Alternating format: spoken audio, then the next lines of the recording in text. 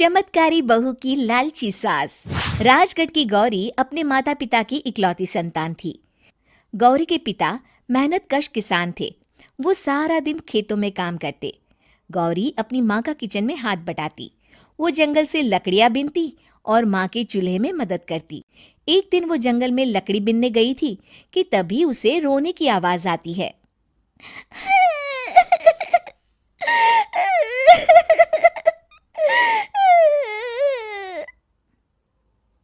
अरे, यहाँ कौन रो रहा है? इस जंगल में भला किसी के रोने की आवाज? जरूर कोई जंगल में फंस गया होगा। वो देखती है तो उसे एक परी दिखाई देती है जिसका एक पंख टूटा होता है। अरे, तुम कौन हो और क्यों रो रही हो? मैं परीलोक की रानी हूँ। पृथ्वीलोक में घूमने आई थी, लेकिन देखो ना, मेरे पंख ही टूट गए। अब मैं कैसे उड़ान भरूंगी? अरे, इसे जोड़ना तो आसान है। रुको, मैं अभी जोड़ देती हूँ। ये कहकर गौरी लकड़ी और रस्सी की सहायता से पंखों को जोड़ देती है। परी अपने जुड़े हुए पंखों को देखकर खुश हो जाती है और गौरी को वरदान देती है कि वो पूर्णिमा की रात किसी भी चीज को हाथ लगाएगी तो वो सोने की हो जाएगी। लेकिन गलती से अगर उसने किसी इंसान को छू लिया तो वो अगली पूर्णिमा तक सोने का ही रहेगा। गौरी घर आती है और सारी बात अपने माता पिता को बताती है। गौरी की माँ उसे कहती है, तू भी ना गौरी, सारा दिन परियों की कहानियां पढ़कर स्वप्न लोक में ही रहती है। नहीं माँ, मैं सच बोल रही हूँ। देखो, आज पूर्णिमा की रात है ना, इसलिए डर के मारे मैं कोई सामान भी नहीं छू रही हूँ। अच्छा, ऐसी बात है बिटिया रानी, तो जरा इस घड़े को हाथ लगा दे। गौरी घड़े को जैसे ही हाथ लगाती है वो सोने का हो जाता है। गौरी के माता पिता घड़े को देखकर हैरान रह जाते हैं। अगले दिन गौरी के पिता उस घड़े को सुनार के पास बेचने जाते हैं तो रास्ते में उन्हें कंचा काकी मिलती है। वो सोने का घड़ा देखकर गौरी के पिता से पूछती है, अरे गौरी के बापू, ये पीतल तो बड़ा चमक रहा है। अरे काकी, ये पीतल नहीं, सोना है, सोना। बेचने ले जा रहा हूँ। अरे, कहीं कोई लॉटरी लग गई है क्या? इतना सोना? गौरी के पिता काकी को गौरी को परी द्वारा दिए वरदान के बारे में बताते हैं।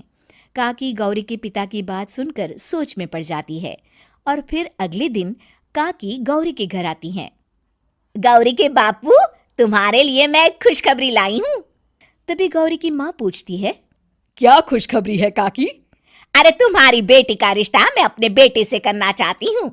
अरे, कब तक अपनी सयानी लड़की को घर पर बिठा कर रखोगी? हाँ, देखो काकी, मैं ऐसे ही व्यक्ति से अपनी बेटी की शादी कराऊंगा जो गौरी के वरदान से नहीं, उसके गुणों को समझे। अरे, हमें तो गौरी के गुण अच्छे लगे, इसीलिए तो आ गई हूँ मैं।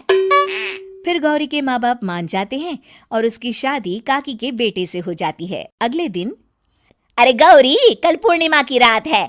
तुम्हारे पिताजी परी के वरदान के बारे में बता रहे थे, तो मैं ना कुछ चीजें रख दूंगी, जरा हाथ लगा देना। तभी गौरी का पति वहां आ जाता है और अपनी माँ से कहता है, माँ, क्या जरूरत है गौरी के वरदान को इस्तेमाल करने की? वैसे भी मेरी मेहनत से घर तो चल ही रहा है ना। और गौरी के पिता ने भी यही कहा था कि वो ऐसे ही व्यक्ति से उनकी बेटी की शादी करेंगे जो गौरी के वरदान से नहीं, उसके गुणों को समझे। अरे बस कर किताबी बातें। तेरे लिए क्या लड़कियों की कमी थी जो मैं ये किसान की बेटी घर ले आती?